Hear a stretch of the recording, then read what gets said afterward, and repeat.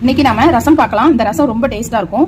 எப்படி செய்யணும் அப்படிங்கறத பார்க்கலாம். முதல்ல அரைக்க வேண்டிய பொருளை பார்த்துடலாம். பூண்டு பல் சேர்த்துக்கோங்க, மிளகு சேர்த்துக்கோங்க, கொஞ்சமா கடலைப்பருப்பு சேர்த்துக்கோங்க, ஜீரகம் சேர்த்துக்கோங்க, காஞ்ச கருவேப்பிலை சேர்த்துக்கோங்க, ஒரு 2 காஞ்ச மிளகாய், ஒரே ஒரு பச்சை மிளகாய் சேர்த்துக்கோங்க. இப்போ இதை நம்ம அரைச்சிட்டு வந்துடலாம். இப்போ நம்ம ரசம் தாளிக்க போறோம். அதுக்கு கடாய் வச்சுட்டோம். கடுகு சேர்த்துடலாம், உளுந்து சேர்த்துக்கோங்க, ஒரு கைப்பிடி அளவு வெங்காயம் சேர்த்துக்கோங்க, சின்னதாக நறுக்குன பச்சை மிளகாய் சேர்த்துக்கோங்க, கல் உப்பு சேர்த்துக்கோங்க, இதில் கொஞ்சமாக மஞ்சள் தூள் சேர்த்துக்கோங்க. நல்லா ஆனியன் ஃப்ரை ஆகட்டும். நல்ல வெங்காயமும் இந்த பச்சை மிளகாயும் நல்லா ஃப்ரை ஆகட்டும். 6-7 தக்காளி எடுத்துருக்கோம், இதை சேர்த்துக்கலாம். தக்காளி நல்லா வதங்கட்டும். இப்போது தக்காளி நல்லா பாதி வதங்கி இருக்குது. இதில் நம்ம அரைச்சி வச்சிருந்தோம் இல்லையா, அந்த கலவையை போட்டுடலாம். இப்போ நல்லா வதக்கி விடுங்க. நல்லா வதக்கிட்டு இந்த ஸ்டேஜில் நம்ம நம்ம தண்ணி சேர்த்துக்கலாம். கொதிக்கட்டும். கொதிச்சதுக்கப்புறம் பார்க்கலாம்.